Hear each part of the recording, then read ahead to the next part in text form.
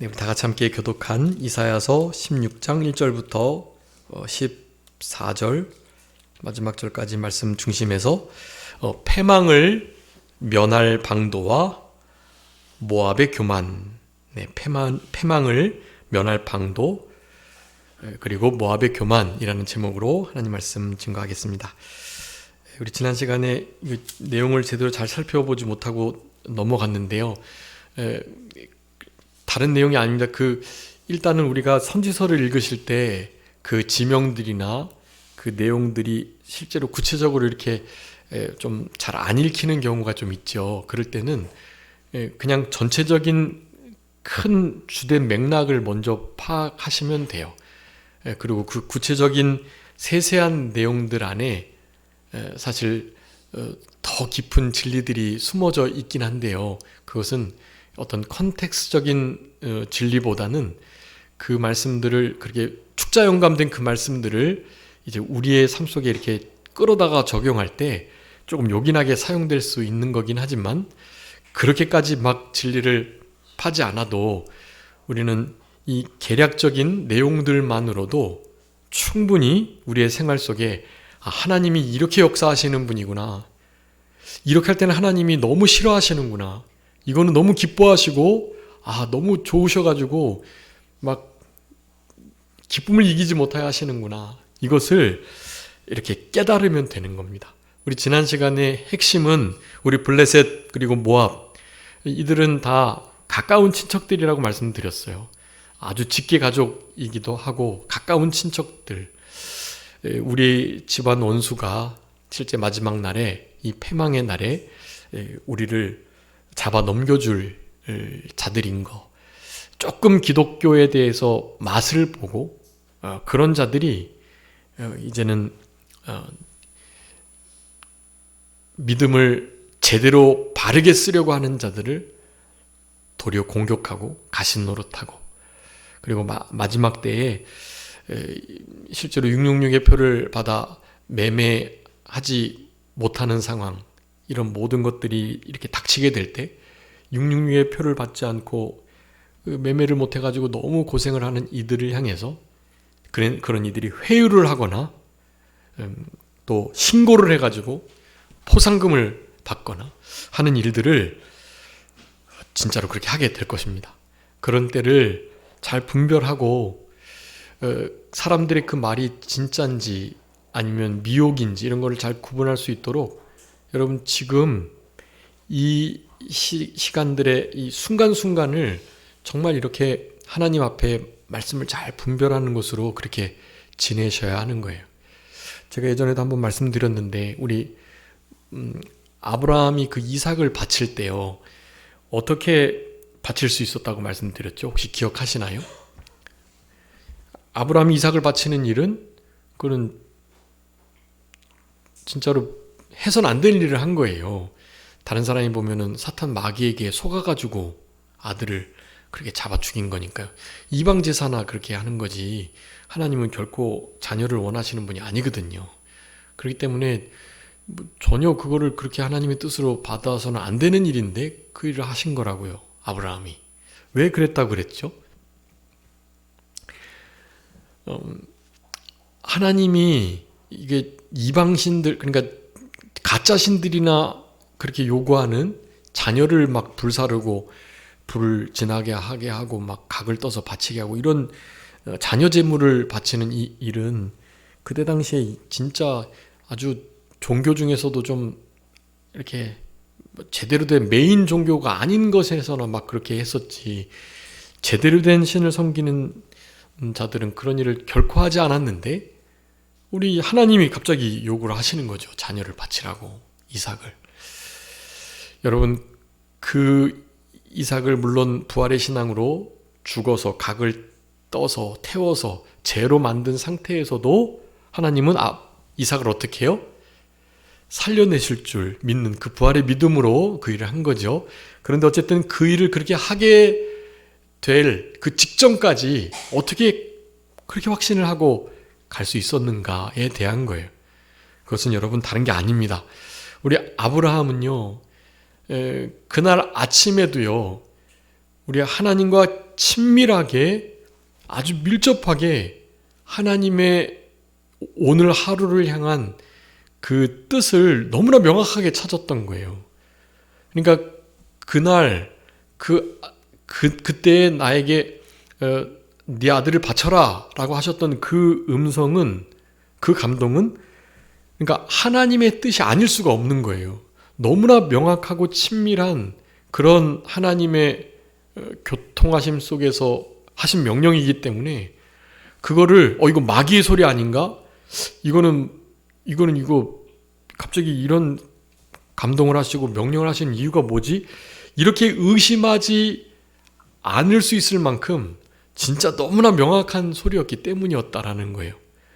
여러분, 이게 무엇을 의미하냐 하면 우리의 삶 속에 진짜 순간순간 하나님의 뜻을 친밀하게 찾는 훈련이 안 돼 있으면 여러분 마지막 때에 진짜 그럴듯한 일들을 분별하지 못하고 다 넘어가게 되어 있습니다.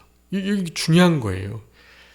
우리 계시록 지금 13장을 배우고 있지만 큰 붉은 용, 옛 뱀이라고 하는 사탄 마귀가요, 자기네들이 때가 얼마 남지 않은 줄 알고 영적 전쟁의 방법을 바꿔가지고 누구를 세웠다 그랬죠? 짐승들을, 이제 바다에서 짐승을 올라오게 하고 이제는 또 땅에서 올라오게 해가지고 그 짐승을 들어서 용의 일들을 하는 거예요. 이 용이 짐승에게 모든 권한과 권세와 능력을 다 줬단 말이에요. 땅에서 올라온 짐승은 적그리스도의 세력들, 적기독 국가라고 할 수가 있겠고, 바다에서 올라온, 땅에서 올라온 짐승은 거짓 그리스도, 거짓 선지자들이라고 할 수 있겠습니다. 적그리스도와 거짓 선지자들, 거짓 그리스도의 이 역사가 우리로 하여금 너무나 비슷하게 하나님의 뜻과 같은, 그렇게 보이는 그럴싸한 일들을 반드시 하게 되어 있어요. 네.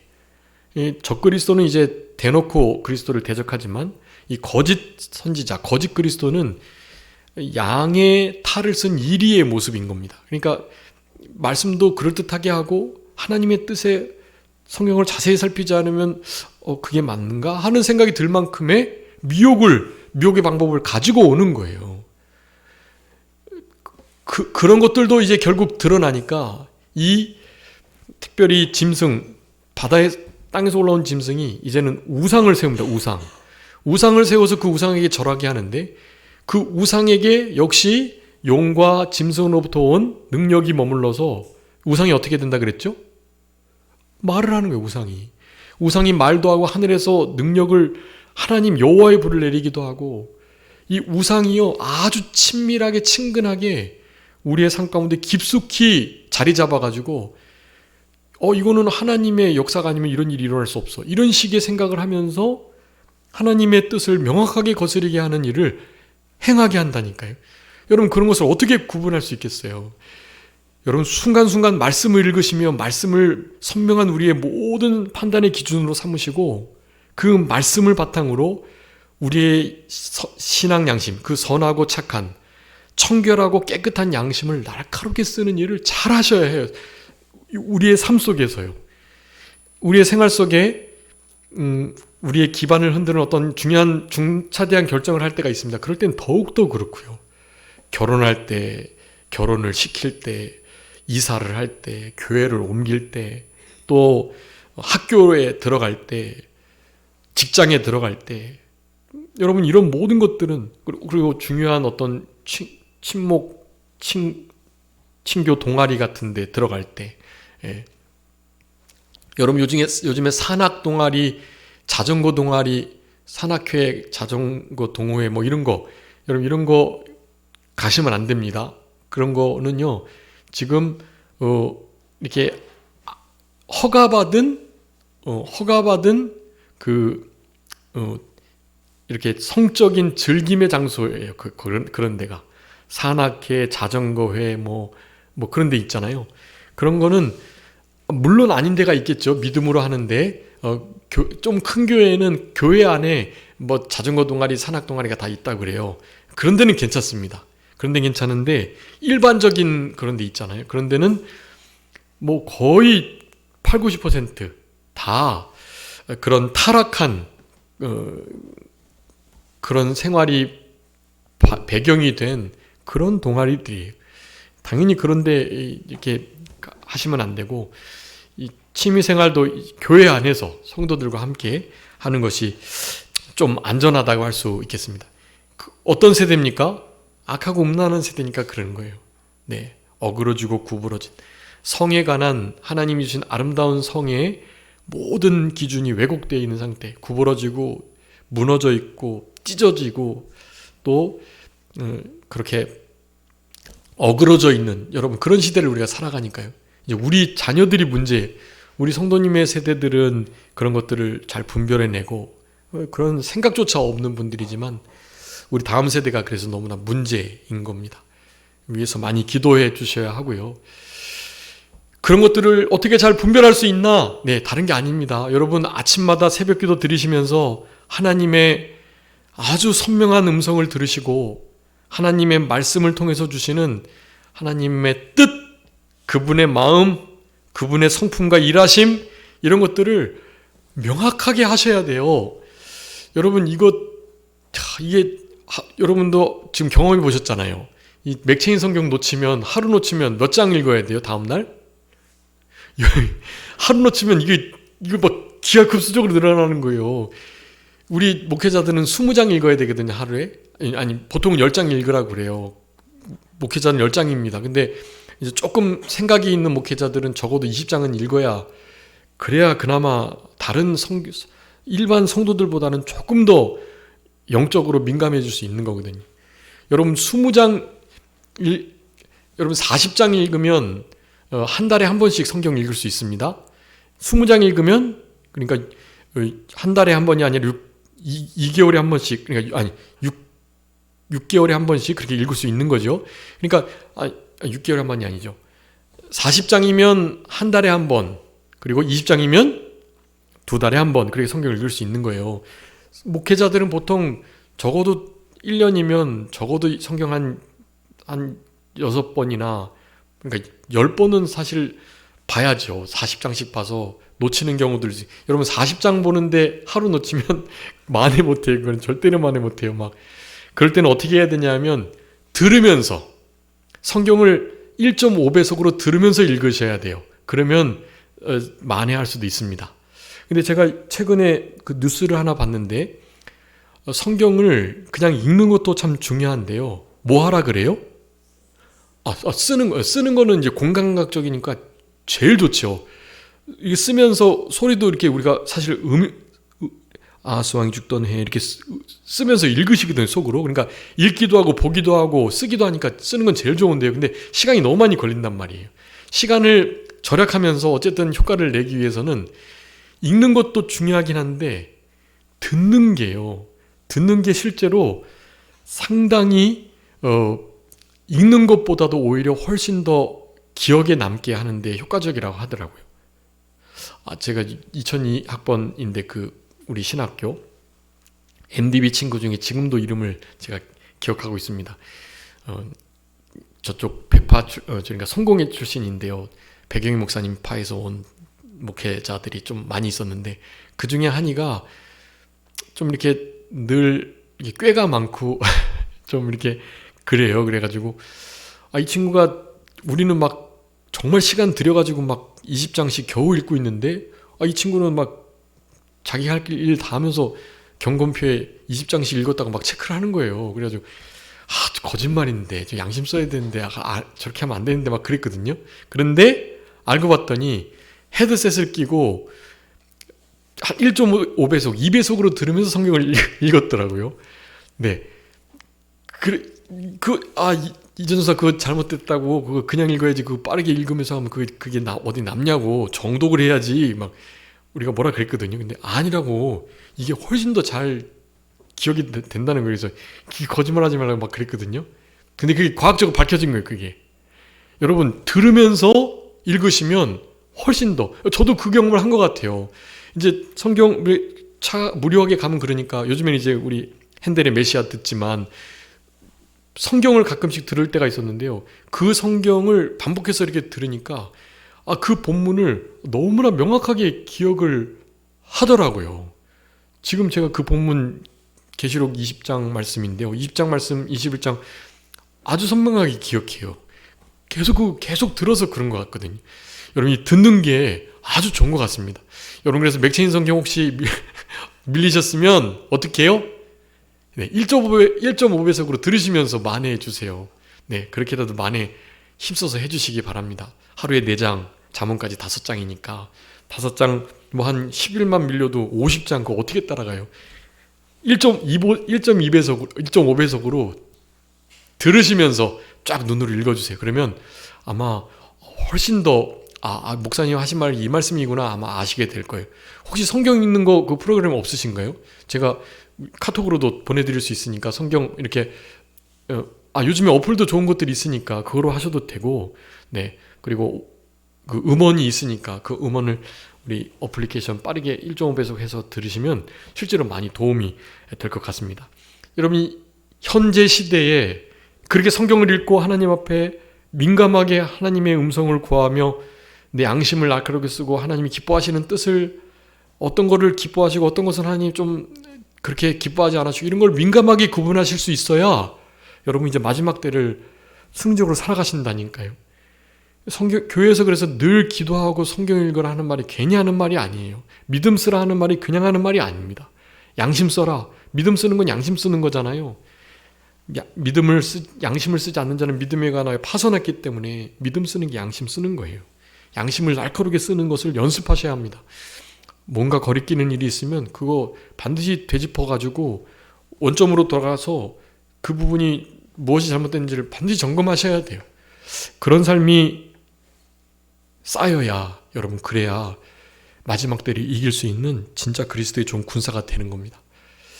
이런 말씀들 이제 이렇게 자세히 읽어서 그 안의 내용들을 명확하게 아는 것은 사실 우리 목회자들은 필요한 일이고요. 성도님들은 그렇게까지 굳이 모르셔도 이사야 14장, 15장, 16장이 무슨 내용이다 이런 것들만 그냥 아시면 돼요. 간략하게. 중요한 것은 이 블레셋과 모압 이 나라가 너무나 황폐해져 가지고 하나님의 징계를 피할 수 없다는 것을 지난 시간에 살폈는데 다른 것이 아니라 하나님께서 하나님의 백성들을 심판하실 몽둥이로 사용했을 뿐인데 그 몽둥이가 교만해져 가지고 나대는 거예요. 자기가. 예. 몽둥이를 잡고 있는 막대기를 잡고 있는 톱과 도끼를 들고 있는 그 손을 도끼와 막대기와 그 몽둥이 자체가요 움직이려고 하니까요 말이 안 되잖아요. 그래서 하나님이 하나님의 백성들을 심판한 도구들을 반드시 심판하신다는 말을 사도행전 7장에서 했던 것입니다. 여러분 이런 대접을 받지 않기 위해 즉 악한 날에 악하게 쓰임받는 것이 아니라 우리는 하나님의 선하신 기뻐하시는 뜻을 이루는 의의 도구가 되셔야 하는 거예요. 그런 것을 이 14장 15장을 읽으시면서 그렇게 딱 마음에 정립을 하시면 되는 거예요. 16장 이어서 계속 하시는 말씀입니다. 이 모압이 통곡하면서 근심을 할 수밖에 없는데요. 문제는 모압이 그래도 그 멸망을 좀 피할 수 있는 모면할 방법을 제시해 주셨다는 거예요. 그럼 그게 아주 중요합니다. 여기 1절부터 5절까지 모압 나라가 망할 수밖에 없는데 그 망할 수밖에 없는 그 상황에서 조금 하나님의 긍휼하심을 그래서 그 멸망을 피할 수 있는 길을 제시해 주고 계세요. 1절 2절 뭐 하라고요? 1절 2절 뭐 하면 된다고 말씀하는 겁니까? 어린 양들을 바쳐라. 이 모압 나라는 암몬, 에돔도 그렇고 이스라엘 백성들이 어마어마한 하나님의 선민인 줄 알았기 때문에 그들에게 계속해서 조공을 좀 바쳤어요. 그런데 어느 순간 자기네들보다 힘이 비슷해지고 어느 순간엔가는 하나님이 다른 이방 나라들로 하여금 침략을 받게 하니까 모압, 암몬, 에돔이 자기네들도 어떻게 하면 좀 이겨볼 수 있을 거라고 생각이 들거든요. 그러니까 더 이상 조공을 바치지 않는 거예요. 그러면서 더 나아가서 교만하게 하나님의 백성 이스라엘 선민을 괴롭히는 일들이 있었던 것입니다. 여러분 모압의 죄악상 우리 아모스도 그렇고 요엘도 그렇고 여러 곳에서 말씀해주고 계시거든요. 그런 말씀들 중에 그거는 하나 좀 살펴봐야 할 것 같습니다. 한번 읽어봐 주세요. 느헤미야 13장 1절 2절 한번 읽어봐 주세요. 느헤미야 13장 1절 2절.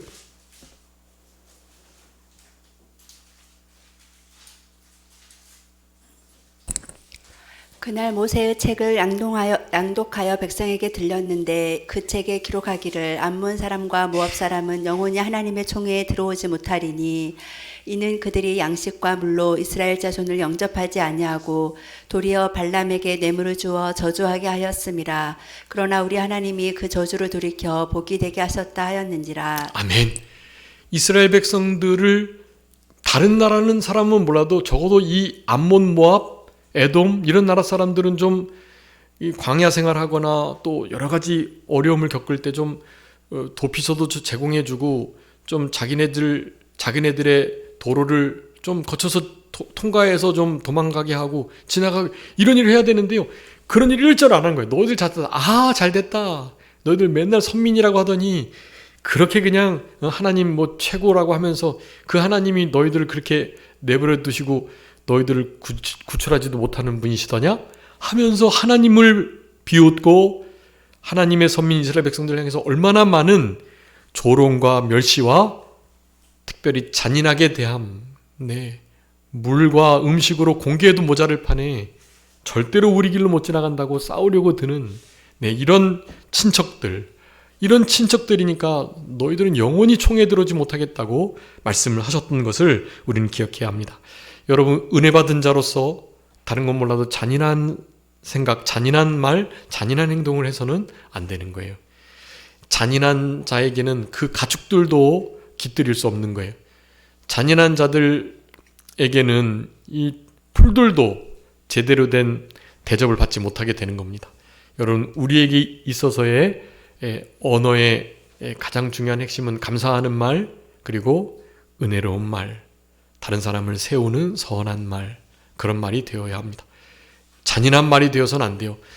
잔인한 말을 성경에 여러 곳에서 함부로라는 단어를 쓰거든요. 함부로 하는 말이다.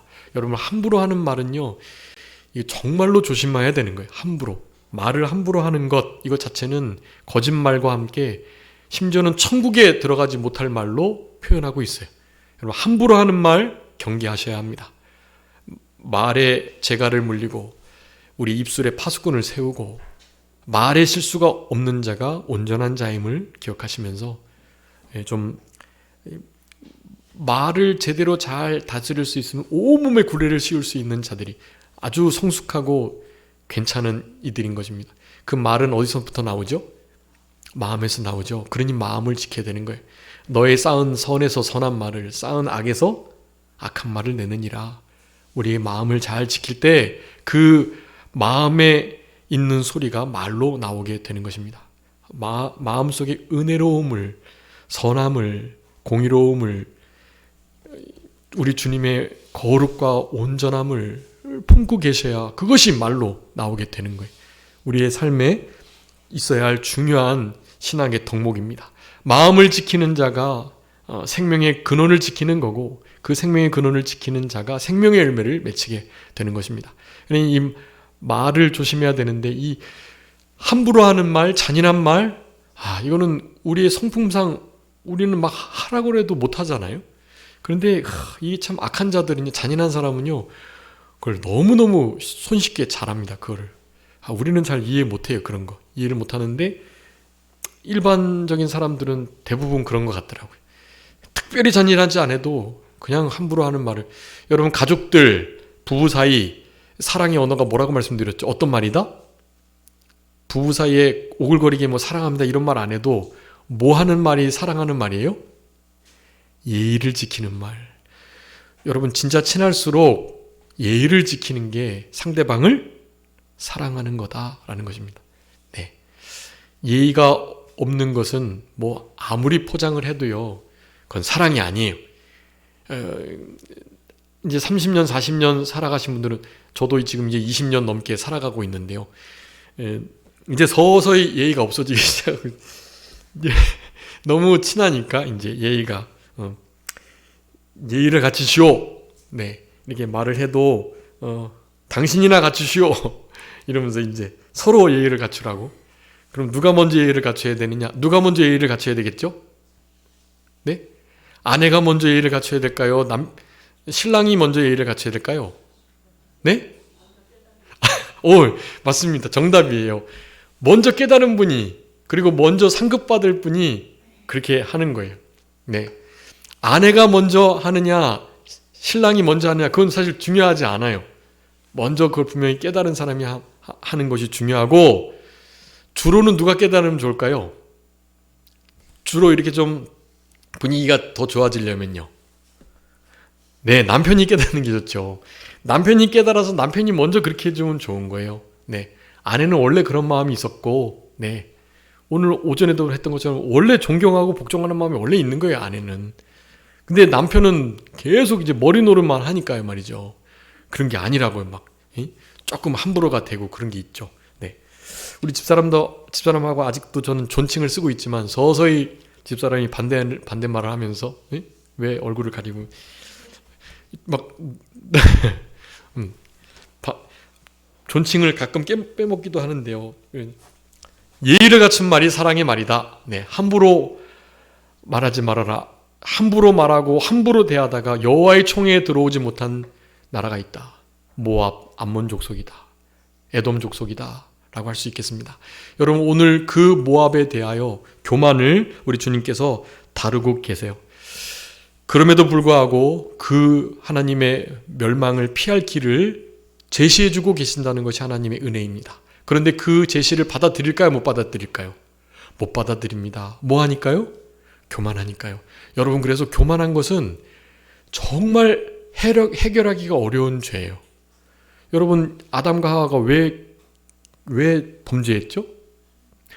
하나님의 말씀을 거역하는 죄를 범해서 그렇게 죄가 들어오고 죽음이 들어온 겁니다. 왜 그렇게 됐다고요? 네, 교만해져서 그래요. 뭐라고 말씀했습니까? 하나님이 정령 죽겠다고, 이거 먹지 말라고 그렇게 말했는데도 죽을까 하노라 하면서 말이죠. 아니라고, 하나님과 같이 되니까 너 괜히 자기처럼 하나님 스스로 좀 선악의 기준을 가지고 계시고 하나님이 뜻대로 다 해야 되는데 저거 먹으면 너희들도 선악 분별하고 막 하나님과 같이 될 거 아니까 하나님 못 먹게 한 거라고 하나님을 막 가스라이팅하면서 모함하면서 막 그렇게 한 거예요. 그 말을 듣고 나니 선악과가 먹음직, 보암직, 지혜롭게 할 만큼 탐스러워 보인 거죠. 근데 왜 그렇게 보였냐면, 이걸 먹으면 하나님과 같이 돼? 죽지 않아? 선악의 기준이 나에게 있어? 그게 바로 교만인 겁니다. 교만. 여러분, 교만하면 교만하게 되는 순간 이게 교만을 만회할 수 있는 이 은혜의 길이 막혀요. 그게. 여러분, 이 교만이 그래서 가장 해결하기 어려운 죄예요. 멸망을 피할 길을 제시해 주는데도 뭐해서 못해요? 교만해서 그 길을 못 가요. 교만만 안 하면 그 길을 그럼 한번 가봐야 되겠다 하는 마음에 그 길을 가서 멸망을 피할 수 있겠는데, 여러분, 멸망받게 되는 중요한 이유는 뭐하지 못해서? 겸손하지 못해서요. 교만하기 때문에 그런 거예요. 여러분, 하나님이 우리에게 죄를 지으면 징계를 하십니다. 근데 사실 우리가 죄를 지어서 징계를 받는 게 아니에요. 뭐 하지 않아서 징계받는 거라 그랬죠? 회개하지 않아서. 죄를 지어서 징계를 받으면 살 사람이 없죠. 그런데 죄를 짓는 것은 육신의 부패성이 있고 아직도 연약함이 있기 때문에 누구나 죄를 지을 수 있어요. 근데 그 죄를 짓는 것 때문이 아니라 죄를 지었지만 뭐 하지 않아서? 회개를 하지 않으니까. 그러니까 하나님께 멸망을 받는 거예요. 그런데 회개하지 못하게 하는 결정적인 이 마음의 태도가 바로 교만입니다. 굳이 내가 회개까지 해야 되나? 이렇게까지 용서를 구해야 돼? 이런 마음이 마음에 있는 거죠. 여러분, 교만은 하나님의 멸망을 피하지 못하게 하는, 하나님의 은혜를 받지 못하게 하는 엄청난 죄입니다. 여러분, 교만과 은혜에 대해서 3가지 구절은 꼭 기억하라고 말씀드렸죠. 혹시 기억하시나요? 잠언 3장 34절, 야고보서 4장 6절, 베드로전서 5장 5절. 이 3가지는 꼭 기억하셔야 돼요. 거기 다 동일하게 겸손한 자에게 은혜를 주신다는 말씀이 있어요. 그런데 겸손한 자에게, 거만한 자에게, 오만한 자에게 어떻게 해주신다고 말씀합니다. 잠언 한번 말씀해 주세요. 잠언 3장 34절에 뭐라고 말씀합니까? 거만한 자?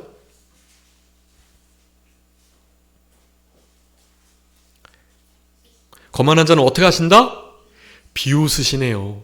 여러분, 우리 주님의 비웃음을 듣는 순간 게임 끝나는 겁니다. 우리 주님이 어지간하면 비웃는 분이 아니세요. 이게 성품상. 그런데 교만한 자는 진짜 비웃으세요. 하 참나. 하하 이러면서. 여러분 진짜 교만하면 안 됩니다. 야고보서 4장 6절에는 뭐라고 말씀합니까? 교만한 자? 어떻게 하신다고요? 야고보서 4장 6절? 교만한 자를 물리치신다. 여러분 교만하면 하나님 가까이 할 수 없어요. 하나님이 막 그냥 물리치시는 거예요. 교만한 자가 하나님께 아무리 덤벼도 하나님은 그냥 넉넉히 물리치세요. 그냥 방어해 내시는 거예요. 그냥 툭툭. 하나님 앞에 결코 가까이 할 수 없습니다. 교만한 자는. 하나님은 교만한 자를 그냥 물리쳐 버리시는 분이세요. 마지막은요. 베드로전서 5장 5절은요.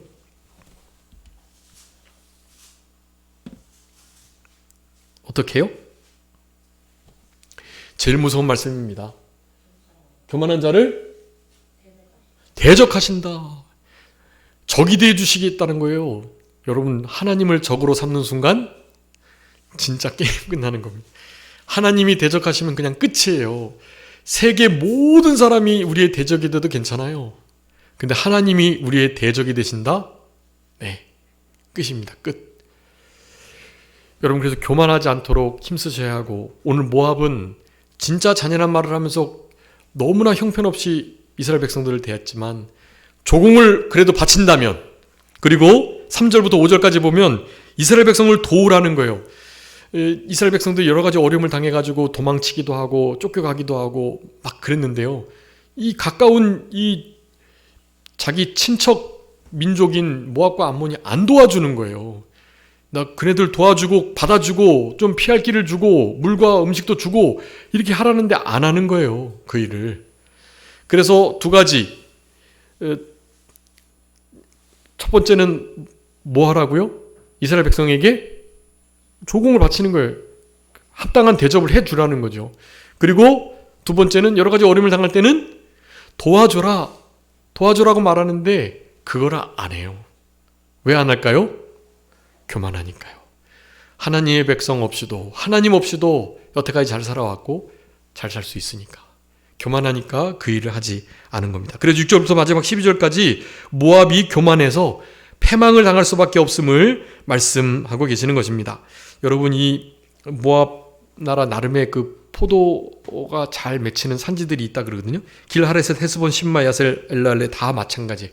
이런 모든 성읍들이요 더 이상 황폐케 돼서 그 극상품 포도를 맺힐 수 없다는 말씀을 하는 겁니다. 최종적으로 경고를 하세요. 모압이 망한다고 예고를 했는데 그 예고대로 모압의 영화와 큰 무리가 능력을 당하게 된다라고 말씀을 합니다. 에스겔 7장에 볼 때 몽둥이가 꽃이 피고 그만이 싹났다는 말씀이 있어요. 거기서 몽둥이도 교만함을 뜻하는 건데요. 싹이 났다, 꽃이 폈다는 것은 때가 다 이르렀다, 가득 찼다라는 거예요. 여러분 교만이 싹 나고 꽃이 피면요 하나님의 진노를 피할 수가 없다라는 거예요. 그런 가득 참이 있기 전, 죄악이 관영하는 함이 있기 전 빨리 회개하고 하나님께 조공을 바치고 하나님 앞에 철저하게 회개하면서 하나님의 사람들을 선하게 의롭게 돕는 일이 필요하다라는 것을 우리에게 말씀해주고 계시는 것입니다. 여러분 오늘 본문의 말씀을 통해서 우리의 원수들이 가까운 친척과 이웃들이다. 그리고 조금 그리스도인들로서 살아가봤던 자들, 그런 이들이 결국 우리를 핍박할 것이다. 그네들이 우리를 핍박하면서 함부로 한 것을 하나님은 그래도 한 번 더 기회를 주셔서 봐주시려고 하는데 뭐 하신다? 기회를 주시고 회개케 하려고 하시는데 그네들은 결코 돌이키지 않는다. 그 멸망을 모면할 방법을 아무리 알려줘도 그 길을 따르지 않는다. 왜냐하면 교만하기 때문이다. 여러분 교만은 그래서 우리가 경계해야 할 가장 큰 죄이고요. 그 죄를 결코 짓지 않도록 늘 겸손한 태도를 유지해야 되겠습니다. 제가 몇 가지 말씀드렸는데 혹시 여러분 기억하시나요? 교만을 좀 어떻게든지 물리치고 겸손할 수 있는 방법을 좀 말씀드렸는데, 교만은 겸손을 추구하면 교만이 조금씩 물러가게 돼 있거든요. 교만하지 않으려고 하는 것이 아니라 겸손하려고 하는 것이 그래서 좀 더 효과적이다고 할 수 있겠습니다. 어떻게 하면 여러분 겸손해진다 그랬죠? 혹시 기억하시는 거 있나요? 어떻게 하면 겸손해지죠? 첫 번째는 비교의식이 아니라 피조의식을 가질 때, 비교하는 것으로 이 교만의 일이 싹트게 됩니다. 비교하면 어떻게 된다 그랬죠? 비참해지거나 교만해지거나 그 둘 중에 하나예요. 무조건. 결코 비교하시면 안 돼요. 대신 뭐 하라고요? 피조의식을 가지라고요. 나는 피조물이다. 하나님의 하나밖에 없는 아주 독특하고 완벽한 걸작품이다. 그러니 다른 사람하고 비교해서 어떻다 할 게 아니에요. 각각 개인에게 가장 좋은 인생의 길로 우리를 그렇게 이끄실 거예요. 우리가 가지고 있는 상식으로 우리가 걸었던 길로 우리의 자녀들을, 다른 사람들을 재거나 잣대질하지 마세요. 하나님께서 그 사람 나름의 길을 독특하게 이끌어 가실 거기 때문에 그래요. 그러니까 너무 그렇게 비교하여 재단하려 하지 마시고 있는 그대로를, 이런 신앙을 심어줘서 겸손하게만 지내도록 하세요. 하나님을 철저히 경외하도록. 경외는 뭐라 그랬죠? 하나님을 가장 두려워하고 사랑하는 것. 하나님을 최고로 사랑하며 하나님을 정말 두려워한다면 다 되는 거예요. 그러면 겸손할 수밖에 없고, 겸손한 자에게 은혜를 주신다고 너무 많이 약속하고 계시기 때문에 반드시 겸손한 자, 하나님을 경외하는 자에게 쌓아두신 은혜, 여러분 그런 사람들은 하나님이 쌓아두세요. 은혜를, 복을 쌓아두시고 우리에게 모든 것을 그렇게 가장 좋은 것으로 주시는 그런 분이신 것입니다. 여러분 비교의식이 아니라 피조의식 가져야 된다는 것, 여러분 이것이 겸손을 유지하는 가장 중요한 태도 중에 하나입니다. 두 번째는 뭐라 그랬죠? 하나님 앞에, 하나님 겸손하도록 도와주세요. 겸손을 구하셔야 합니다. 여러분 겸손 구해보신 적 있나요 혹시? 여러분 성경에서는 겸손을 구하라고 명령하고 계세요. 한번 읽어봐 주세요. 하박국. 스바냐 읽어주세요. 스바냐 2장 3절. 스바냐 2장 3절. 여호와의 규례를 지키는 세상의 모든 겸손한 자들아, 너희는 여호와를 찾으며 공의와 겸손을 구하라. 너희가 혹시 여호와의 분노의 날에 숨김을 얻으리라. 아멘. 여러분 여호와를 찾으면서 공의와 겸손을 구하셔야 합니다. 그러면 하나님이 겸손을 허락해 주세요. 여호와를 경외하는 자들에게, 여호와의 규례를 지키는 자들에게 이런 마음을 주세요. 공의를 찾고 겸손을 구하는 마음을 주십니다. 이런 거 기도하는 거예요. 새벽에 하나님이 대적하시고 비웃으시고 물리치시는 겸손을 철저하게 끊기를 바라니까 좀 겸손케 도와주세요. 구하면 하나님 주십니다. 세 번째로는 어떻게 해야 된다 그랬죠? 여러분 우리의 풍요로움, 배부름, 견고함, 실력, 이런 것이 우리로 하여금 교만을 가져온다라는 것을 철저하게 아셔야 해요. 호세아 13장 6절에 너희가 먹이온 대로 배부르고 배부름으로 마음이 교만하여 나를 잊었다. 나를 잊는 것은 하나님을 멀리 떠나는 것이고, 멀리 떠나는 것이 영적 우상숭배이고, 영적 우상숭배가 영적 간음이고, 간음하는 자는 결국 하나님이 없고, 하나님이 없는 자는 하나님의 진노를 피할 수가 없는 것이 공식이에요. 그게. 그래서 배부름, 강성함, 풍요로움, 모든 일이 순적하게 잘됨, 여러분 이런 일이 있을 때 뭐 하셔야 돼요? 겸손하세요. 그때 겸손을 구하셔야 돼요. 하나님 이런 것 때문에 교만해질 수 있는데 교만하지 않게 주님 도와주세요. 그렇게 기도하셔야 합니다. 그리고 배부르고 성공하고 뭔가 좀 잘 된다, 여러분 철저하게 진짜 조심하시면서 겸손하시도록 힘을 쓰셔야 합니다. 마지막으로는 그 세 가지를 이렇게 해야 되는데 안 하고 있다 하면 하나님 제일 마지막에 쓰시는 방법이 있어요. 뭐죠? 고난을 통해서 우리에게 겸손케 하십니다. 이건 강제로 하시는 거죠. 네, 이 말씀만 읽고 말씀 마치겠습니다. 시편 107편 12절.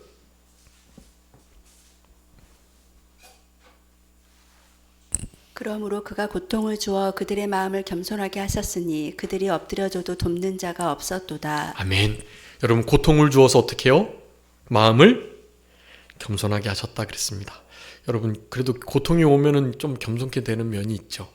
이런 자리에 나가지 않고 그 위에 세 가지를 잘 하셔가지고 겸손한 자에게 은혜를 받으시는 우리 모두가 되어야 되겠고, 겸손한 자는 멸망을 피하는 방법, 멸망을 모면하는 방법도 잘 따를 수가 있게 되거든요. 모압과 같이, 블레셋과 같이, 암몬과 같이 친척 가까운 식구 나라들이면서도, 가족 나라이면서도 이스라엘 백성들을 향해 그렇게 잔인하게 대했던, 함부로 대했던 그런 교만을 늘 벗어버릴 수 있도록 해달라고 우리도 우리의 삶 속에 기도하시면서 모든 어려움들을 잘 이겨나가시는 우리들이 다 되었으면 좋겠습니다. 자, 기도하겠습니다. 살아계신 우리 아버지 하나님 감사합니다.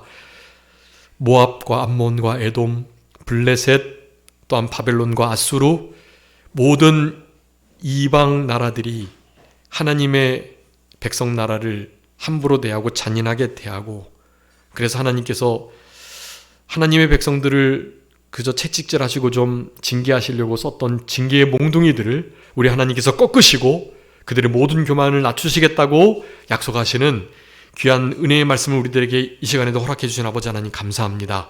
우리는 긍휼의 도구로, 의의 도구로 주님 앞에 사용될 수 있도록 주님 도와주시고, 의의 병기로 늘 주님께 드려질 수 있도록 역사하여 주시기를 간절히 바라옵고, 이 모압의 교만과 같은 이와 같은 잔인한 교만을 우리의 삶 속에서 철저히 끊어낼 수 있도록 겸손케 하여 주옵소서.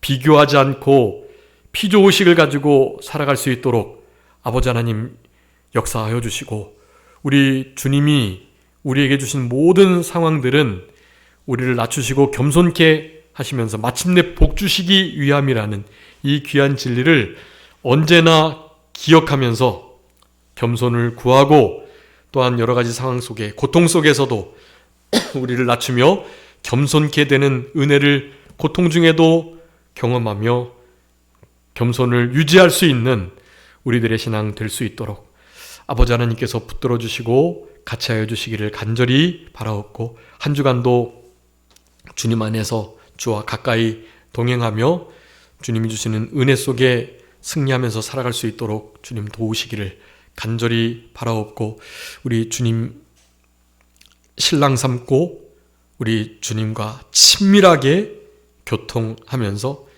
우리 주님과 어떠한 단절도 경험하지 않고 우리 주님과 이렇게 전투적으로 주님과 동행하는 이 일이 얼마 남지 않은 줄, 마지막인 줄 아는 그런 절박하고 긴박한 신앙을 가지고 이 마지막 때를 살아갈 수 있는 우리들 될 수 있도록 아버지 하나님 은혜 베풀어 주옵소서. 그저 모든 것 주님께 맡기옵고 살아계신 예수 그리스도 이름으로 기도 올리옵나이다. 아멘.